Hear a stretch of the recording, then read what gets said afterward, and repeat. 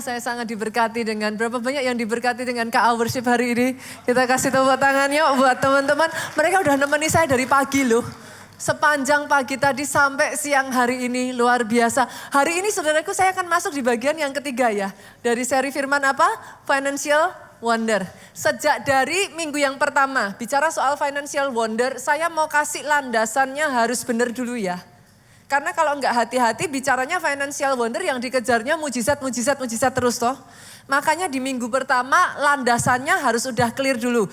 Hatinya. Bukan sekedar hartanya. Itu jadi landasan. Tapi kalau berbicara soal harta Pak. Matius 6 ayat 21 ngomongnya gini, di mana hatimu berada, di situ hartamu berada. Lah jadi masalah kan? Tadi bicara hati, sekarang ternyata hatinya berada di mana itu hartanya. Lah sekarang saudaraku artinya gimana? Ternyata caramu mengelola keuangan, caramu menggunakan keuangan itu bisa mencerminkan posisi hati. Kalau bicara posisi hati Bu, Matius 6:24 lanjut ngomong, dalam hati kita itu enggak pernah boleh ada dua tuan. Either Tuhan atau Mamon. Lah padahal kalau bicara mamon, kita kemarin belajar dari bahasa Aram apa? Mamona, kan cantik. Artinya apa? Harta. Artinya apa? Segala sesuatu yang mendatangkan keamanan tuh di luar urusan Tuhan. Kan gitu. Nah kalau itu tidak jadi masalah uangnya, karena uang itu netral, terus yang jadi masalah apanya kalau gitu? Karena uang kalau enggak hati-hati menggeser posisi Tuhan di hatimu. Itu masalahnya. Makanya minggu pertama kalau saudara ingat, Tuhan tuh bukan mau ngambil Ishaknya. Tapi posisinya Ishak di hatimu itu yang jadi masalah besar. Dari situ saudara saya jam tuh minggu berikutnya kemarin baru aja saya bicara soal apa? Perpuluhan. Tarik nafas, turunkan. Tarik nafas, keluarkan. Keluarga Allah enggak alergi keuangan ya? Enggak ya? Minggu lalu kita sudah belajar ya. Persepuluhan lahir dari revelation. Itu pewahyuan. Itu urusan antara saudara dengan Tuhan. Dia enggak lahir dari hukum. Makanya enggak ada paksaan. Karena lahirnya pada saat Abram ngalami yang harusnya mustahil, dia dengan 318 budak ngelawan 4 raja besar harusnya gak bisa menang. Dia menang. Dasar manusia. Kok keren juga ya. Menang nih. Sepersekian detik Abram lupa tuh. Tapi tiba-tiba disitulah Tuhan kirimkan Raja Salem siapa? Melkisedek. Melkisedek itu enggak ngapa-ngapain, dia datang cuma rilis blessing. Di dalam blessing itu dia ngomong, kemenanganmu yang ngasih Tuhan. Dari revelation itu Abraham sadar, aduh Tuhan, it's not me, not my power. Bukan hebatnya aku, bukan strategiku. Ternyata Tuhan. Disitulah Abraham berkata, aku memberikan persepuluhan, mengingat dia understand kemenangan datangnya dari Tuhan. Itu sebabnya saudaraku yang mau tepuk tangan boleh kok tepuk tangan. Itu sebabnya yang namanya perpuluhan selalu datang dari revelation, itu prinsip iman. Dari situ lanjut ke siapa? Yakub. Di momen terendah dalam hidupnya. Kalau ada di antara saudara yang experience the same. Saya berdoa ini, you experience God in your life. Sama seperti Yakub. Yakub dulunya ngomongnya apa? Itu Tuhan Allah nenek moyangku, Tuhan Allahnya Abraham, Tuhan Allahnya Ishak. Tapi di titik terendah itulah dia ngomong sama Tuhannya. Tuhan tuh paling seneng kalau ditantang kok. Saudara. Coba aja. Dia tuh paling seneng membuktikan itu jagonya Tuhan. Kalau engkau memberkati aku, kalau engkau melindungi aku, kalau engkau menyertai aku, sedemikian rupa aku kembali ke kampung halamanku. Engkau tidak pernah meninggalkan aku mulai sejak dari detik hari ini. Itu bukan Tuhannya Abraham, itu bukannya Tuhannya Ishak. Tuhan itu jadi Tuhanku. Disitulah Yakub berkata, 1/10 dari semua yang dia berikan, aku mengakui itu asalnya dari dia. Jadi mulai sejak hari ini, case close ya. Karena dia asalnya dari Revelation, gak perlu diperdebatkan. Artinya masing-masing urusan sama Tuhan. Hari ini teman-teman, saya akan bawa Bapak Ibu, saya akan ajak nih. Kemarin kita sudah berbicara tentang persepuluhan toh. Kita selesain ya, kita rampungin ya. Hari ini basically saya akan berbicara tentang persembahan khusus. Boleh gak sih saya tanya, ada di sini yang gak pernah ngasih persembahan? Jangan angkat tangan saudaraku. Lah nanti dari pagi juga ini pastornya aneh. Gak pernah ngasih persembahan kok disuruh angkat tangan. Semua dari saudara basically saudara udah pernah kasih persembahan. Tapi yang akan saya lakukan hari ini adalah sama-sama engkau ngasih persembahan. Landasannya, dasarnya, understandingnya harus dapat dulu. Prinsipnya harus benar. Karena kalau enggak sama-sama ngasih persembahan akhirnya sia-sia. Hari ini saya akan bawa saudara satu judul firman Tuhan yang enggak bisa ditolak Tuhan. Yang enggak bisa ditolak Tuhan. Loh kenapa kok yang enggak bisa ditolak Tuhan? Karena konsep, saudaraku perhatikan ini. Konsep memberi itu bukan saudara hanya memberi. Memberi itu akan apa? Masuk kalau itu mengena di hati yang nerima. Tangkap dulu ya. Banyak orang pokoknya memberi aja. Banyak orang pokoknya cuman ini. Makanya saya katakan. Sejak dari hari ini sama-sama melakukan yang selama ini sudah kau lakukan. Lakukan gak dengan cara yang sama lagi. Saudara harus tahu bahwa highlightnya pemberian itu masuk kalau kena di hati yang nerima. Oke, sampai di situ dulu dapat dulu ya. Saya bawa lagi boleh? Oke, saya bawa lagi nih lanjutannya. Satu kali ada cerita seorang raja namanya Hiram, Bapak Ibu. Si Hiram ini raja Tirus. Dia adalah salah satu raja yang mensupport, masih ingat pembangunan Bait Suci Salomo?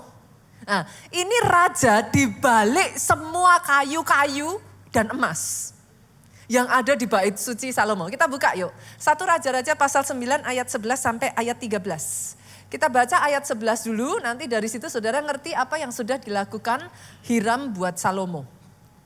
Oleh karena Hiram, Raja Tirus telah membantu Salomo dengan kayu aras, kayu sanobar. Kalau kayu aras tuh kalau kita orang Indonesia tuh kayu jati gitulah saudara. Itu best of the bestnya kayu lah yang ada. Dan emas. Hebatnya Hiram saudara. Coba yuk sama-sama. Sebanyak apa? Yang dikehendakinya. Nyanya tuh Salomo. Jadi diminta berapa aja dikasih saudara. Ngeri enggak nih saudara. Maka pada waktu itu Raja Salomo memberikan kepada Hiram 20 kota di negeri Galilea. Good deal enggak? Ini Hiram enggak main-main loh Bu. Kok juga aslinya kok kota 20? Lah kok enak sekali. Jangan salah, ini Hiram mensupport Salomo 20 tahun. Ini dianggapnya 1 tahun 1 kota. Karena ya bangsa Israel pada saat itu enggak punya yang dibutuhkan gitu. Mereka apa sih kalau zaman dulu barter kan ya Bapak Ibu gitu, tuker gitu. Nah buat Hiram it's a good deal. Kenapa? Karena dikasihnya 20 kota. Tapi nanti dulu apa benar it is itu. Apakah itu memang seperti yang diharapkan? Kita lihat ayatnya yang ke-12. Tetapi apa yang terjadi saudaraku? Ketika Hiram datang dari Tirus untuk melihat-lihat kota-kota yang diberikan Salomo kepadanya itu. Apa yang terjadi sama-sama 2-3? Maka semuanya kurang menyenangkan hatinya. Sebab apa? Itu ia berkata, macam apakah kota-kota yang telah kau berikan kepadaku ini, hai saudaraku? Maka orang menyebut tempat itu apa? Tanah Kabul sampai hari ini. Bapak Ibu saya luruskan dulu ya. Kata Kabul yang dipakai di sini ini bukan tidak sama dengan terkabulkan. Jadi nanti saudara jangan salah paham. Oh Kabul ini kata dasar dari terkabulkan. Bukan. Kabul ini aslinya memang udah bahasa Ibrani. Bahasa Ibraninya memang Kabul. Arti Kabul ini apa saudaraku? Arti Kabul ini sendiri adalah tidak berharga. tidak menyenangkan. Dalam kaitannya dengan tanah yang diberikan Salomo, arti Kabul ini tanah yang tidak menghasilkan. Tanah yang kurang baik. Kenapa? Ini tanah yang letaknya itu ada di bagian utara. Masih ingat gak saya pernah khotbah tuh? Bagian utara Israel yang pertama diserang. Nah, masih ingat ya kisahnya? Nah, tanah di daerah sana itu kurang strategis. Dia kurang subur lah, dihabisin terus saudara.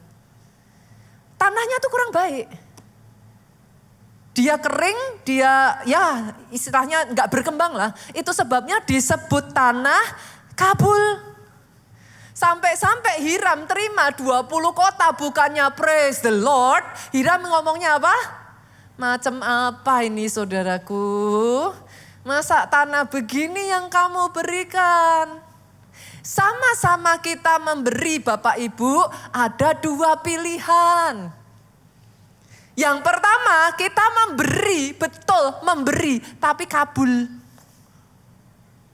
Memberinya tidak menyenangkan di hatinya Tuhan. Enggak kena, enggak dapet. Akhirnya sia-sia. Tapi sama-sama memberi, bisa memberi yang masuk di hatinya Tuhan.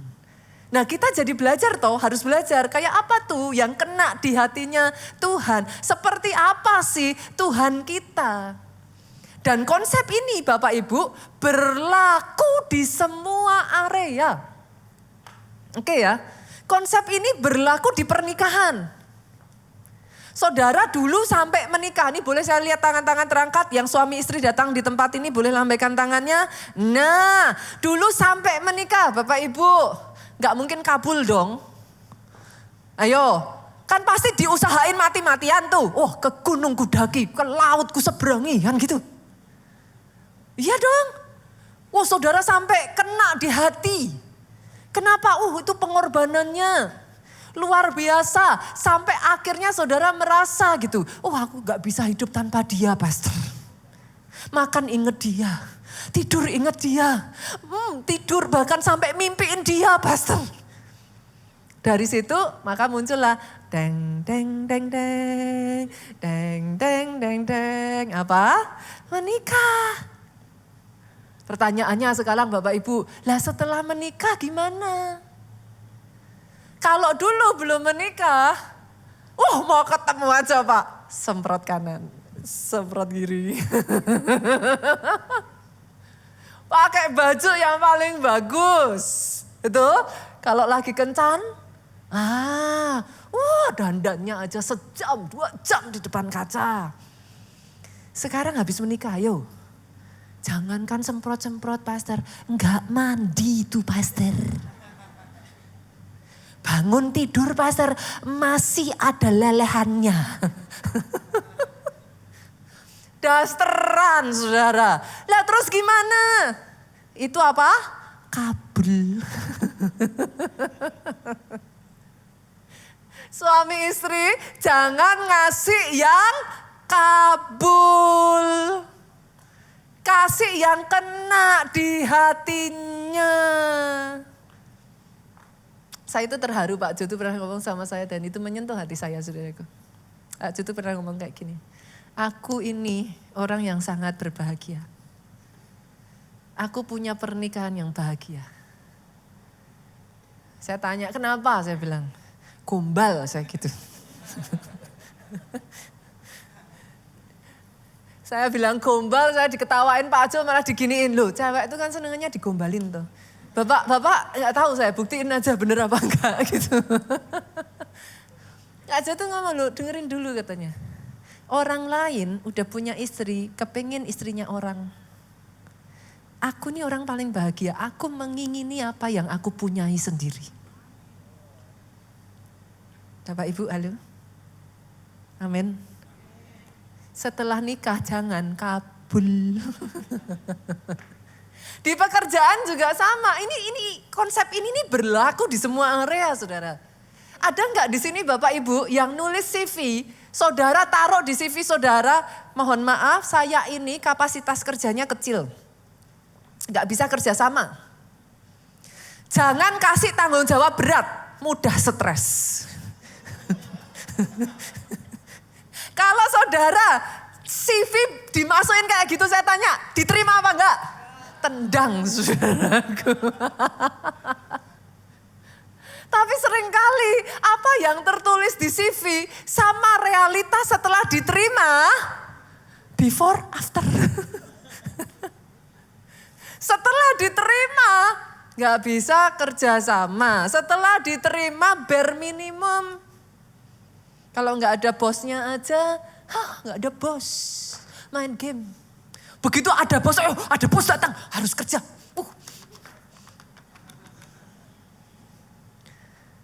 Semuanya always bare minimum, saudaraku. Loyalitasnya bare minimum.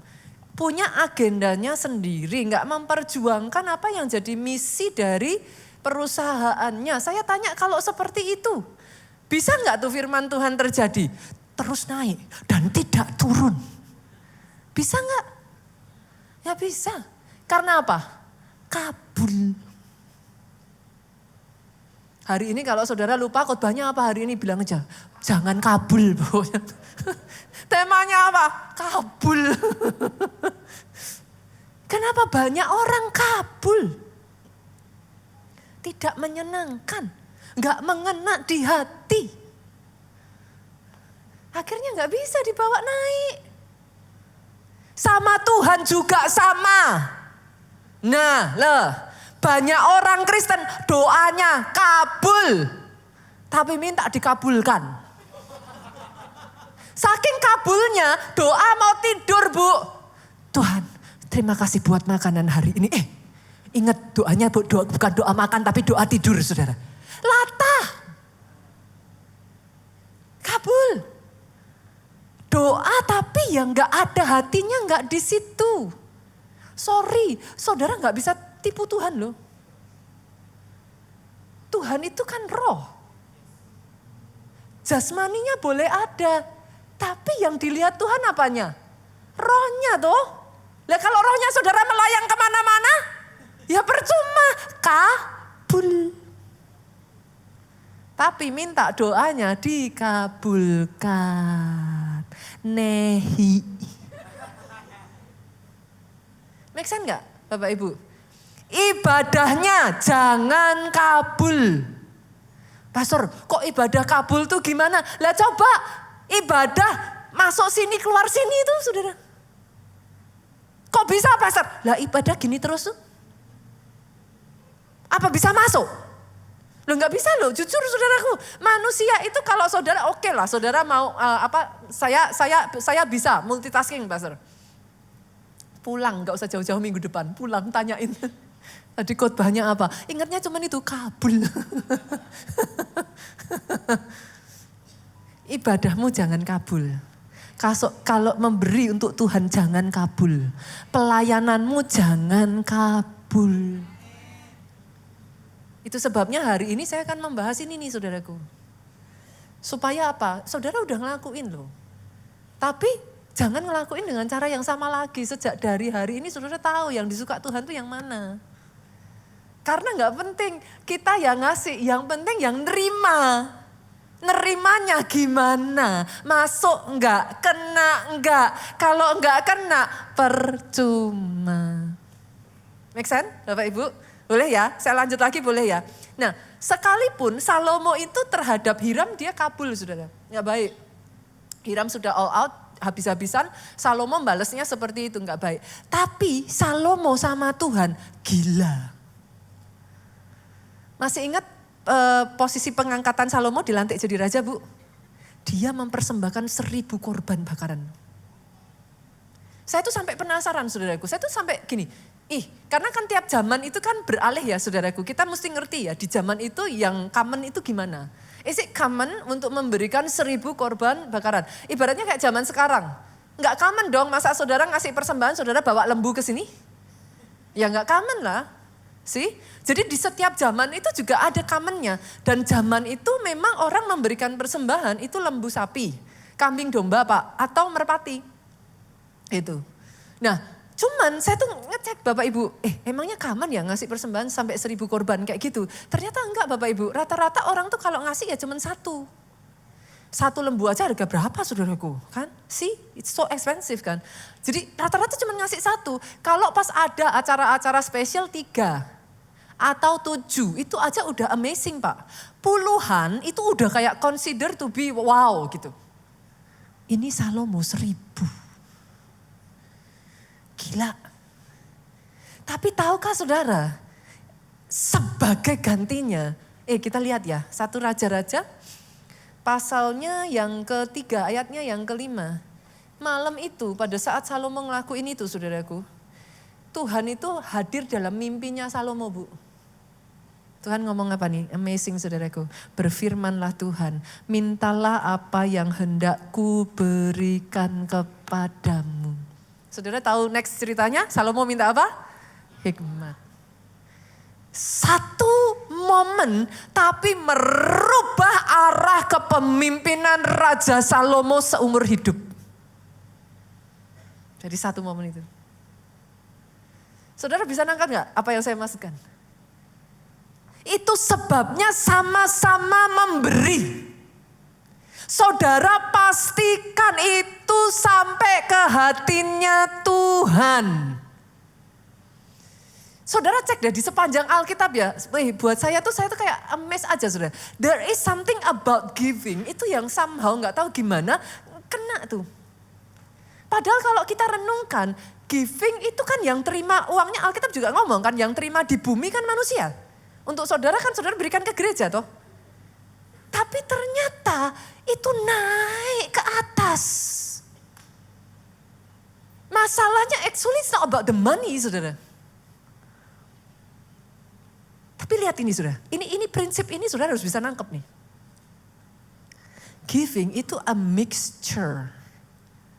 Dia perkawinan dari faith and love. Itu yang bikin giving itu somewhat special for God. Setujukah saudara kalau saya ngomong gini?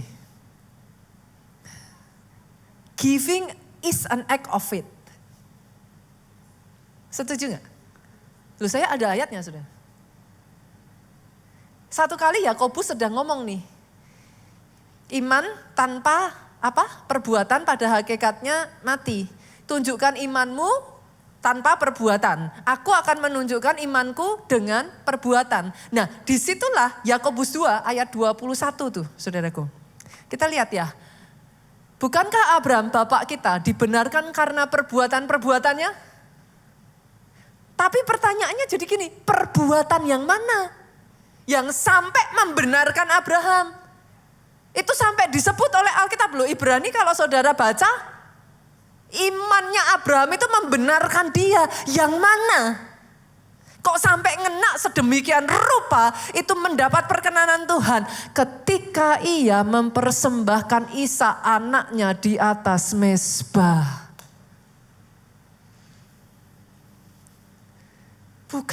Bukan Ishaknya yang diminta Tuhan. Tapi pastiin posisinya Ishak. Di hatimu jangan gantiin Tuhan. Di mana hartamu berada, di situ hatimu. Itu yang jadi masalah.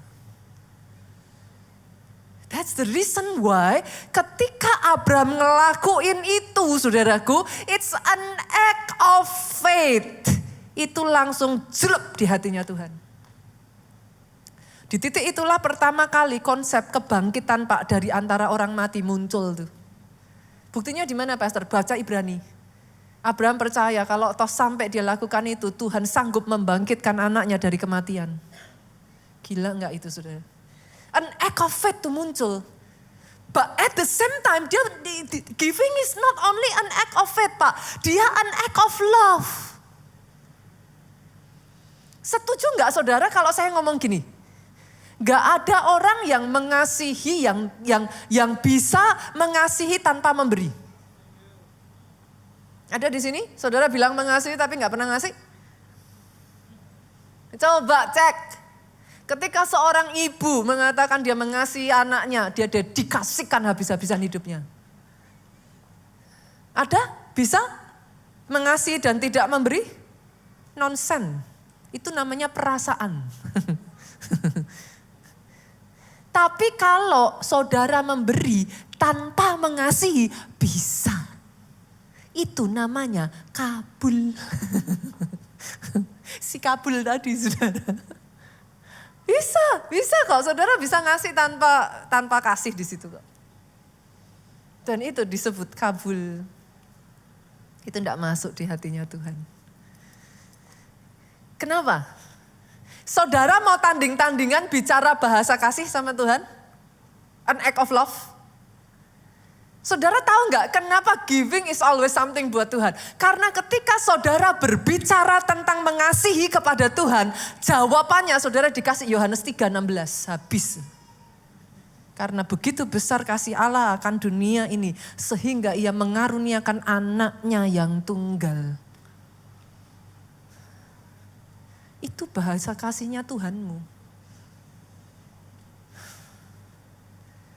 Dia kalau sudah bicara giving, saudara, buat saudara dia habis-habisan.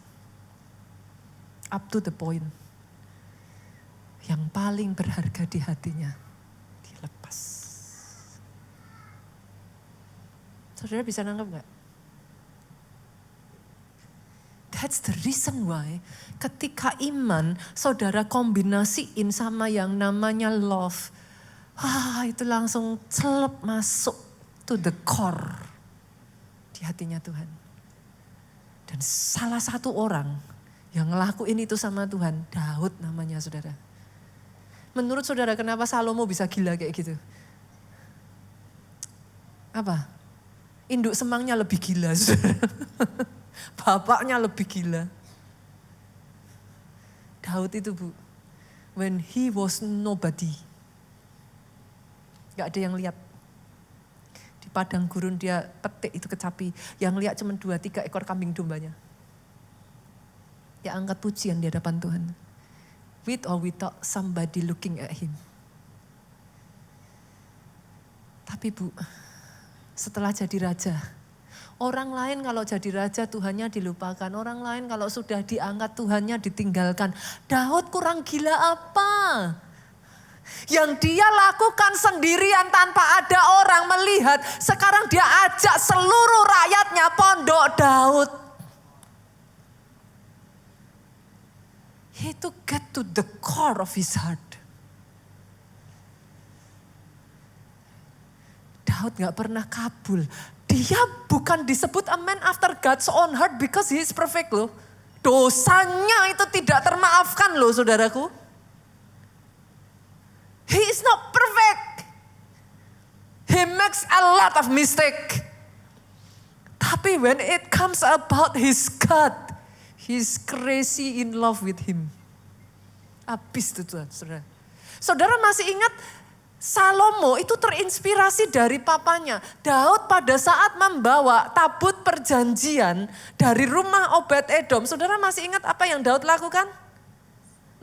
Nah, kita lihat ya. Saya tarik lagi saudaraku, kita turun lagi 2 Samuel 6:13. Daud itu berusaha bawa tabut perjanjian ke Yerusalem saudaraku. Percobaan pertama gagal tuh dia. Dia gak berhasil, bahkan dia sampai shock, itu Daud shock sekali saudara. Kenapa Usa mati? Itu imamnya dia mati saudara di titik itu. Dia tuh sampai kayak ini salah apa nih, aku salah apa ya, what's wrong gitu. Tapi hebatnya apakah Daud menyerah Bapak Ibu? Enggak, Daud gak menyerah. Dia tambah gila, dia cari tuh di dalam, ya kalau kita sekarang Alkitab ya saudaraku. Di zaman itu mereka nyebutnya kitab-kitab gitu. Dia cari ini kesalahannya di mana, apa yang harus aku lakukan. Dan 2 Samuel 6:13 ngomong, tiap 6 langkah Daud mempersembahkan apa? Lihat, seekor lembu, seekor anak lembu gemukan. 2. Let's do the math boleh Bapak Ibu? Kita hitung yuk. Jarak dari rumahnya si Obed-Edom ke Yerusalem itu 10 km. Bunita tahu dari mana? Ayatnya di mana? Saya kadang gemes dulu. Enggak semua itu dicatat di dalam Alkitab. Alkitab saudara bukan buku sejarah. Enggak usah dibanding-bandingin dengan tetangga sebelah. Emang Alkitab saudara bukan buku sejarah. Tapi bisa kok cari, itu ada map kok. Dalam Alkitab itu ada juga namanya konkordansi. Zaman sekarang mah enggak usah itu semua saudara, AI aja udah beres tuh. Kalau AI-nya bener ya, kadang bisa salah. Itu ada, saudara bisa lihat, jaraknya 10 kilometer. 10 kilometer berarti berapa saudaraku? 10.000 meter. Oke, 6 langkah. 1 langkah orang dewasa gini. Kalau saya sebut 0,6 meter sampai 0,8 masuk dong. Masuk ya. Ada sebagian kalau orang mau ngukur tuh katanya 1 langkah gini 1 meter. Tapi kan yo sakit ya saudara, kayak gini gitu kan ya. Gitu kan kalau kita ngelangkah normal kan nggak mungkin toh, masa Daud jalan langkahnya kayak gitu saudaraku. Kok kayak Gatot Koco saudara. Kan nggak mungkin.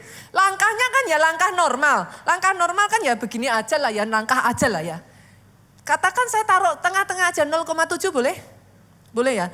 0,7 kali 6 berapa Bapak Ibu? 4,2. 4,2 saya genepin boleh biar nggak susah ngitungnya 4,5?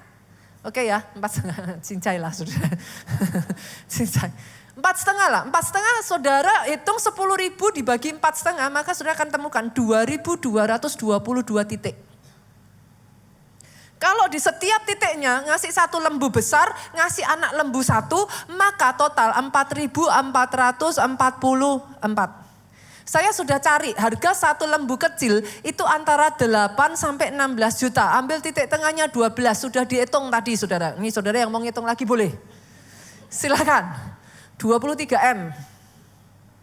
Sorry, 26. Dihitung aja. Ya, nih bapaknya ngitung. Berapa Pak?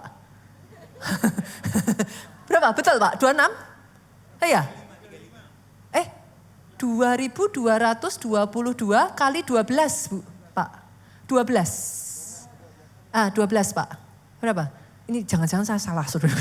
26 kan? Nah 26, sip ya. Kali lagi Pak, ini mumpung bapaknya ngitung. 2.222 lembu besar saudaraku, saya sudah cek harganya antara antara 18 sampai 35 juta, saya ambil tengah 22 juta Pak. 22 juta kali 2222. Harusnya ketemu 39, betul nggak? Berapa Pak? Hah? 22 kali 22 Pak. 22 kali 22. Berapa? 48. Oke, saya ambillah yang manapun terserah saudaraku. 48 tambah 26 berapa? 74 M. Hanya demi mindahin tabut perjanjian. Gila enggak tuh Dad?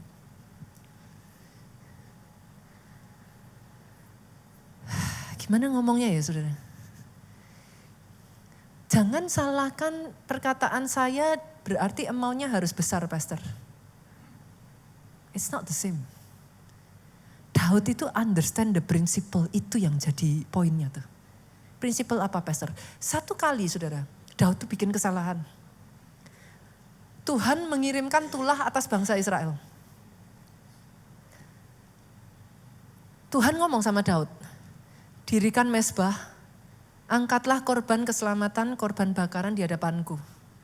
Pergilah Daud ke ladangnya si Arauna. Daud ngomonglah sama Arauna, sini jual ladangmu, pengirikanmu, lembu sapimu ke aku. Aku mau membuat korban di hadapan Tuhan. Dasarnya si Arauna, saudaraku, Daud ini kan tuannya, dia rajanya. Arauna ngomonglah sama Daud, aduh jangan, udah pakai aja, aku kasih cuma-cuma, gratis. Saudara kalau Daud diterima apa enggak? Terima, Pastor, zaman gini gratis, habis Pastor. Saudara tahu jawabannya Daud, saudara. Lihat nih 2 Samuel 24 ayat 24 sampai 25. Daud itu something about him saudaraku. Dia tuh kayak gak hidup di zamannya aja. Dia tuh tahu prinsip-prinsip yang di zaman itu tuh bukan sesuatu yang common saudara. Daud tuh ngomong gini, bukan begitu. Melainkan aku mau membelinya daripadamu dengan membayar harganya. Sebab aku tidak mau mempersembahkan kepada Tuhan Allahku korban bakaran dengan tidak membayar apa-apa. Ini loh prinsip understandingnya Daud terhadap prinsip-prinsip ini Bapak Ibu. Itu nyentuh loh hatinya Tuhan. Hari ini saya berdoa ya saudaraku ya. Sama-sama you have, dan maksudnya saudara sudah memberikan persembahannya. Never do it, jangan pernah ngelakuin lagi dengan cara yang sama. Jangan kabul. Iman dan kasih harus kawin. Barulah itu kena di hatinya Tuhan. Saudara harus tahu datang ke Tuhan. Yang dicari Tuhan, nanti saya ceritakan kisah saya. Karena saya pernah ngalami persis ini. Yang dicari Tuhan itu ketika dia tuh sampai ngena di sini nih loh. Itu tuh nyentuh hatinya Tuhan. Dan kalau Tuhan udah ketemu yang seperti itu saudaraku.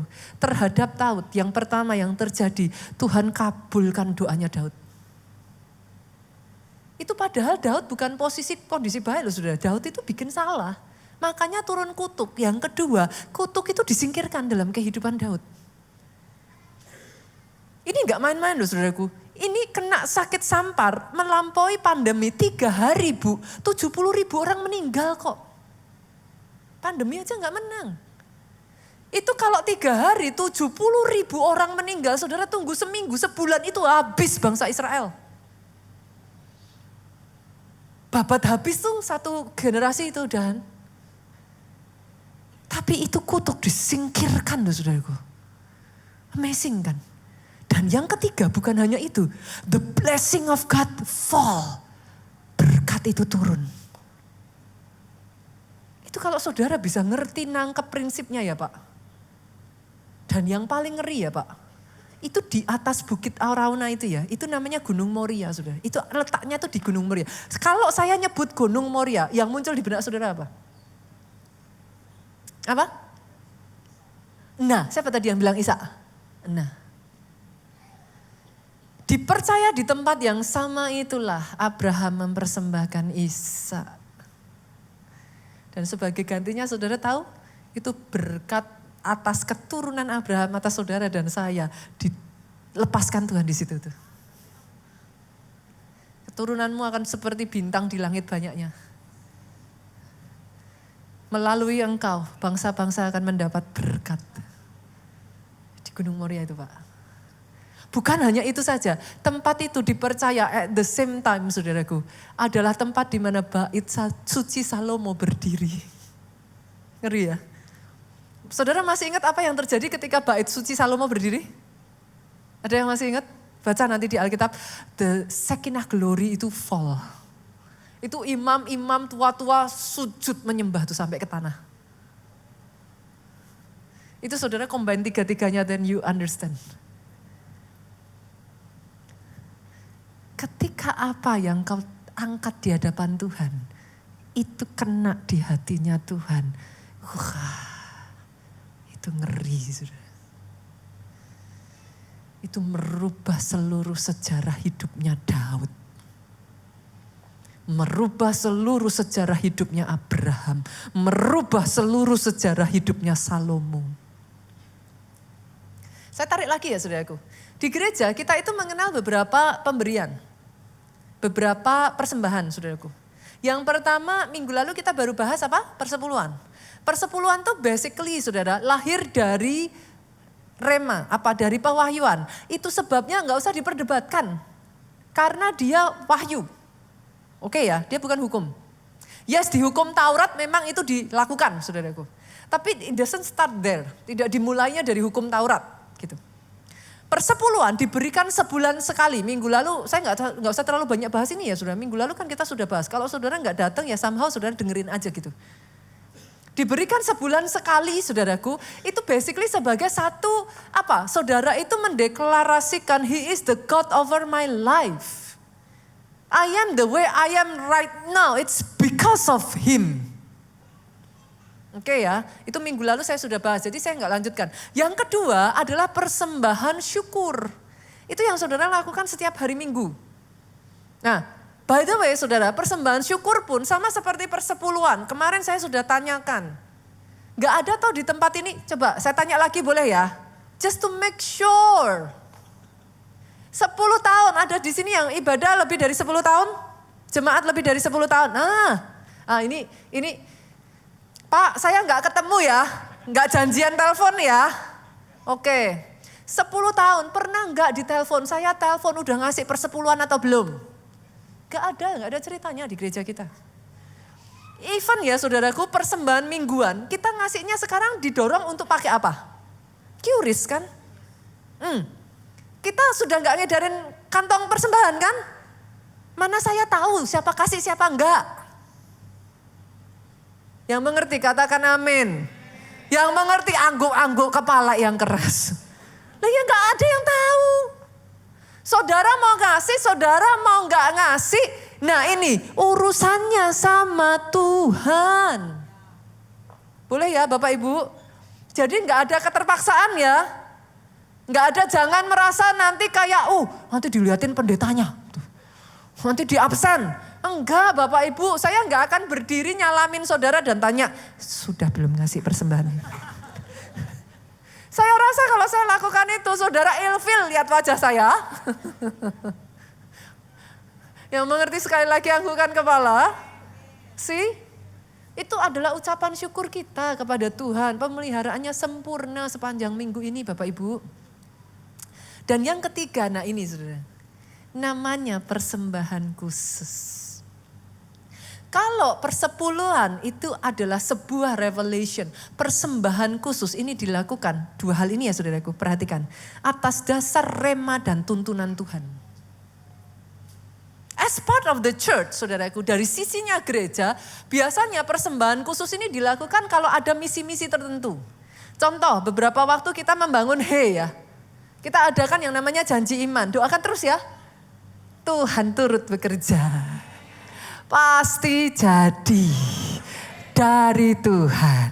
Amin. Itu sebabnya dukung doa terus saudaraku. Jangan cuma amin doang. Ini saya tanya. Ayo, berapa banyak? Gak usah angkat tangan daripada saya sakit hati. Ini saya tanya apa dulu ya saudara. Apakah dalam doa saudara mendoakan atau saya tanya lagi, saya runtut ke belakangnya lagi. Apakah engkau berdoa? Kan gitu. Pastor kok sadis. Dalam doa saudara, bawa doa sungguhan ya. Berjuang sama-sama. Nah, biasanya ketika sebuah gereja ada misi-misi tertentu saudaraku. Nah, disinilah ada persembahan khusus. Tapi sebagai saudara yang menabur 2 hal ini yang terjadi.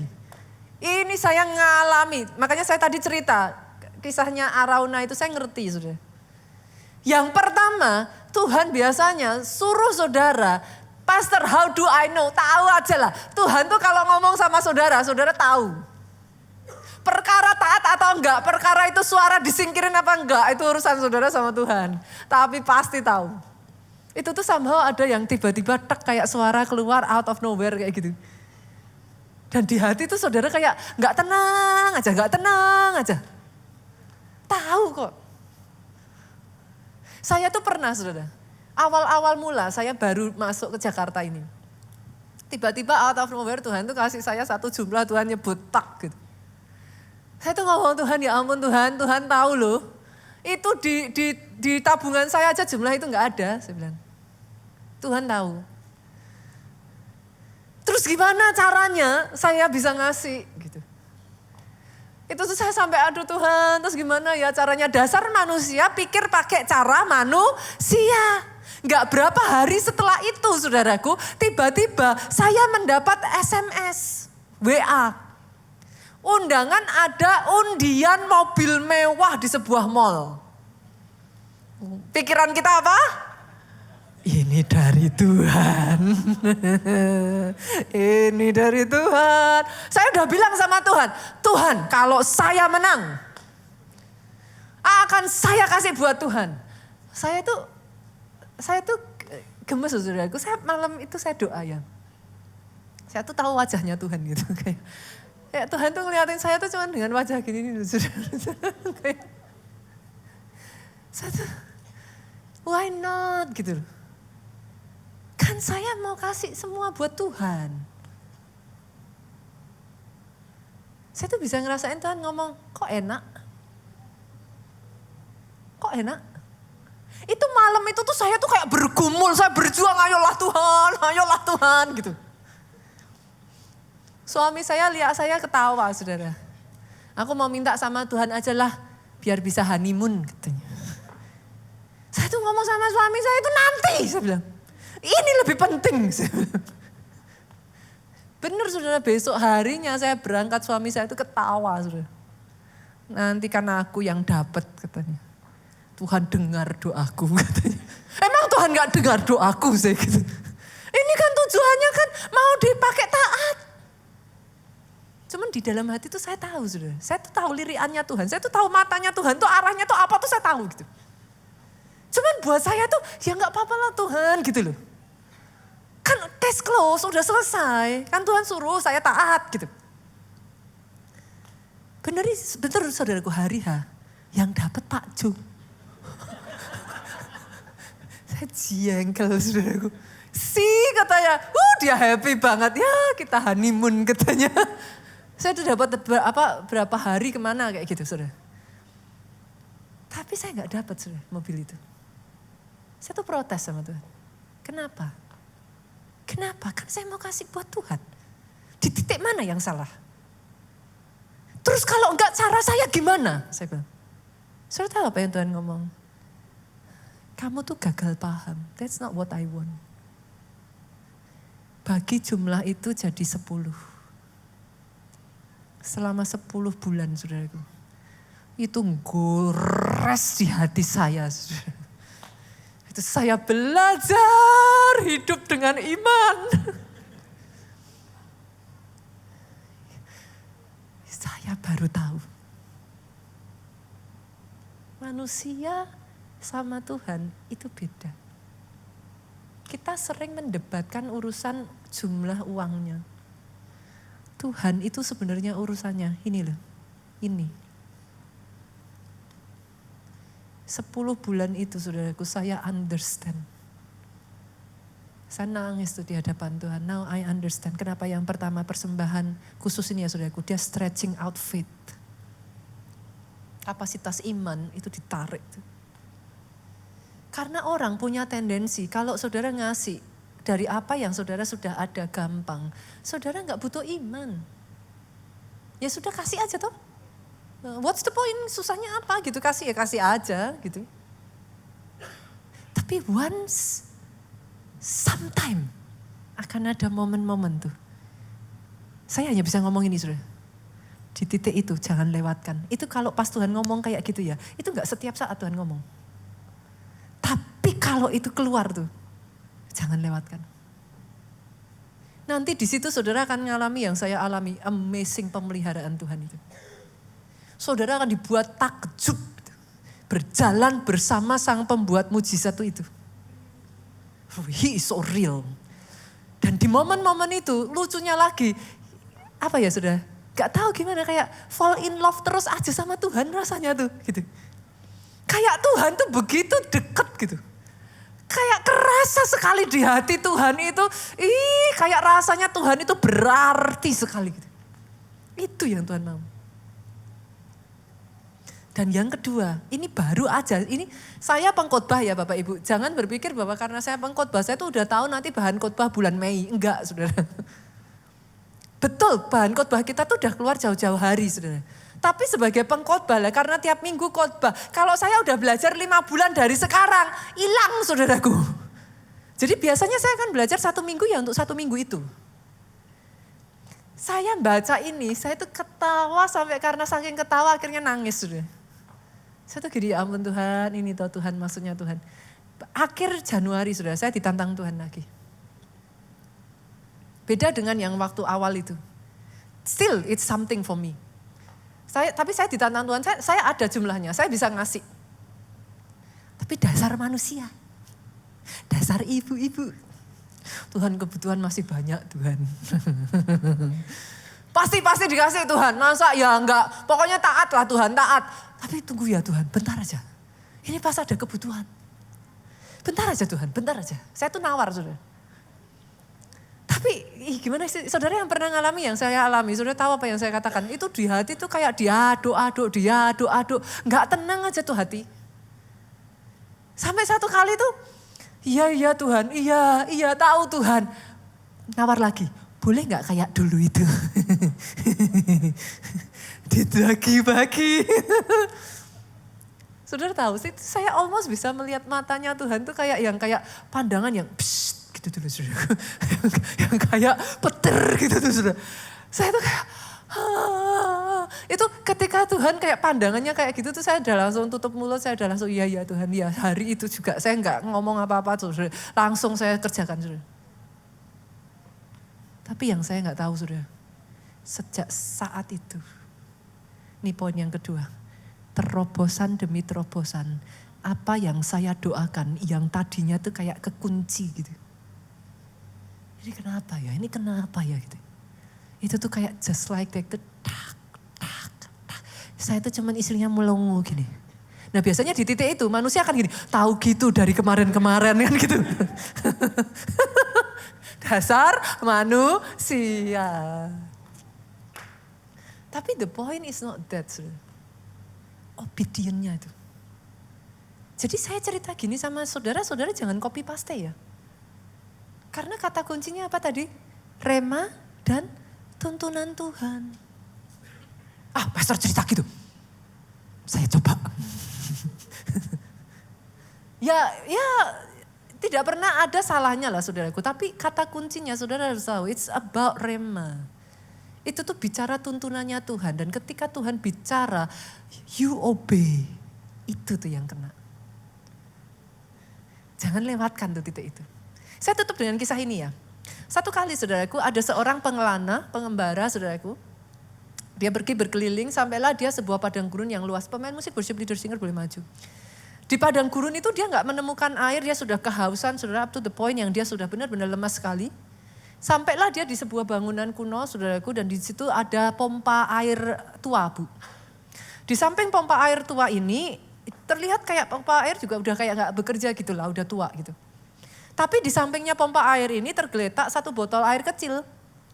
Dengan tulisan, jangan diminum. Tuangkan air ini ke pompa. Kepompalah. Nanti air akan keluar. Setelah selesai, isi lagi botolnya untuk orang berikutnya. Tulisannya begitu sudah. Tapi dasar si bapak ini udah lemes banget dan dia udah bener-bener kehausan sudah. Dia mikir dong. Sekalipun botol kecil, setidaknya saya bisa minum. Kalau saya masukin, iya kalau air keluar. Nah kalau nggak keluar, habislah saya.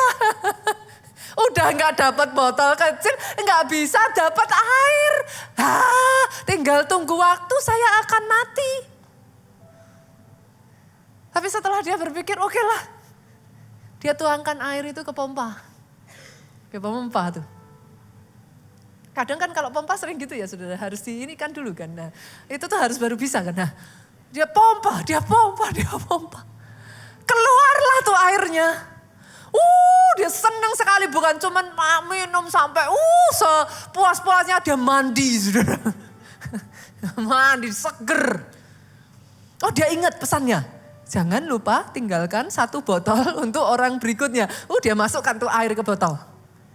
Dia tambahin tulisan, percayalah ini benar-benar berhasil. Kita ngikut Tuhan sering gitu toh. Nah loh. Disuruh tapi kan kita gak lihat. Bicaranya apa kalau udah gitu? Iman toh. Iya kalau enggak. Nah. Your choice. Itu akan menentukan semakin lama pengalamanmu dan pengenalanmu dengan Tuhanmu akan semakin dalam. Dari situ engkau bisa cerita, aku kenal kok Tuhan yang aku sembah itu. Bukan dari kata orang. Aku mengasihi dia. Bukan hanya karena mujizat dan doaku dijawab. He is everything to me. Boleh Bapak Ibu? Sejak dari hari ini ya. Perbaiki ya. Caramu gak boleh lagi sama. Jangan kabul. Iman kasih harus kawin. Obedient itu yang menyentuh hatinya Tuhan. Bangkit berdiri yuk. Sama-sama ya kita katakan. Aku percaya Tuhanku ajaib, Kau turun tangan memulihkan aku. Aku percaya, yes God. Come on, come on, come on. Sama-sama katakan saudaraku, aku percaya. Tuhanku ajaib, Kau turun tangan memulihkan aku. Aku percaya. Dia Tuhan yang heran, Dia dahsyat. Kau turun tangan.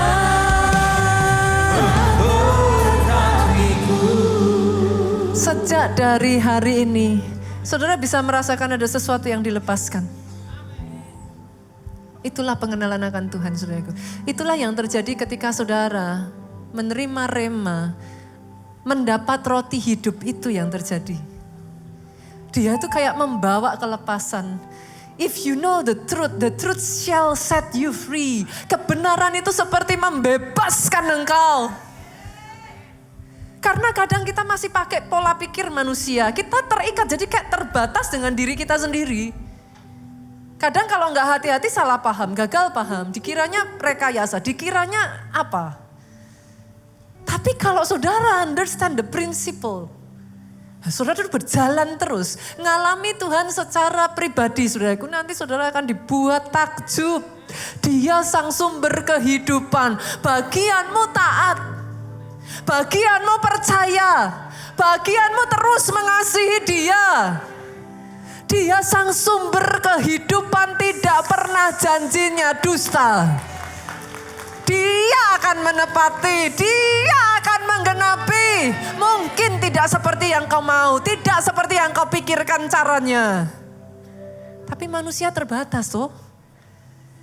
Kita apa bisa tahu? 10, 20, 30 tahun dari sekarang apa yang akan terjadi? We do not know. Itu sebabnya ketika engkau memutuskan berjalan, putuskan is a covenant.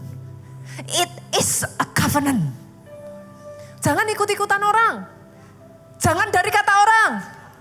Dapetin tuh remanya. And then you walk in faith. Dan saya tunggu saudaraku. You will testify. Engkau akan bersaksi. Engkau akan bercerita. Betapa dahsyat Tuhan itu.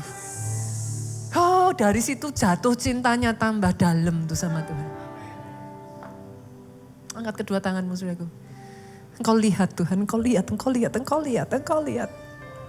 Oh Yesus Tuhan, engkau lihat. Bahkan di dalam kekeringan pun Tuhan. Orang boleh katakan tahun ini apapun. Tapi kau sanggup membuat sungai di padang gurun. Itu yang kami percaya. Ajar kami melakukan bagian kami. Sejak dari hari ini ketika kami mengangkat persembahan kami. Tidak pernah boleh dengan cara yang sama. Understandingnya harus benar. Prinsipnya harus dapat dulu. Dari situlah kami bisa memberikan dengan iman, dengan sukacita. Dengan bahkan ucapan syukur. Kami memberikan kepadamu Tuhan.